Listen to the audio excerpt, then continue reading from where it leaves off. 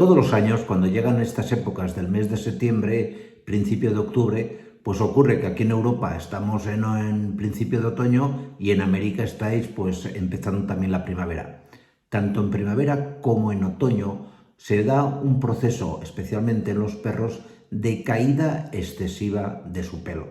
En este vídeo vamos a hablar de cuáles son las causas principales de caída del pelo, aparte del cambio estacional, y cómo tenéis que actuar para cada una de ellas.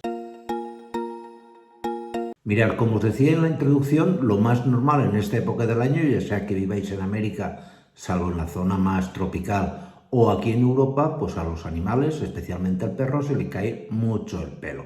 Esto es básicamente una adaptación al nuevo cambio de clima, a que va a venir un invierno más frío o un verano más caluroso y el pelaje se tiene que adaptar. Otra cosa es que con esto del cambio de temperaturas que tenemos, pues bueno, a veces no hay tanto invierno o hay un excesivo verano, pero el organismo del animal se adapta.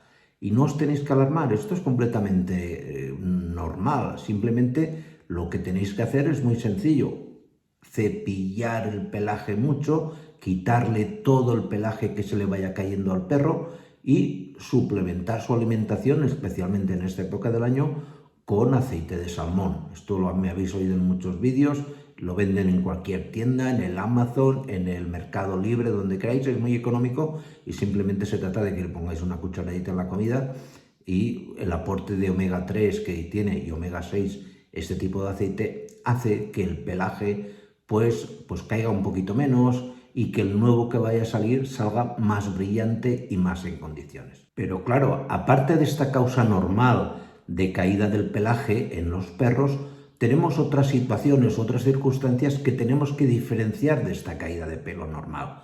Por ejemplo, se va a producir también una caída de pelaje cuando los animales tienen ciertas enfermedades de tipo hormonal. Por ejemplo, un síndrome de Cushing, donde veréis que la piel está más acartonada y más de tipo marronáceo. Una diabetes, aquí ya veremos otro tipo de sintomatología. Un hipotiroidismo. Hay enfermedades hormonales que también lo van a provocar. Es decir, en estos casos lo que veréis es que esta caída de pelo, esta caída de pelaje, no se recupera o no se soluciona con el aceite de salmón y que evidentemente se va a extender durante más tiempo que la primavera o el otoño. Si eso ocurre, empezar a sospechar de alguna de estas enfermedades. También vemos una caída excesiva de pelaje, por ejemplo, cuando el animal tiene algún tipo de alergia. Y las alergias hay de todo tipo, alergias de tipo alimentario, por ejemplo, al pollo, o por ejemplo, a la piel del pollo me refiero, o a cierto tipo de alimentos, es una de las más comunes, a cierto tipo de objetos, agentes alergénicos que puedan haber en el ambiente y demás. Esto tenéis que ser consciente.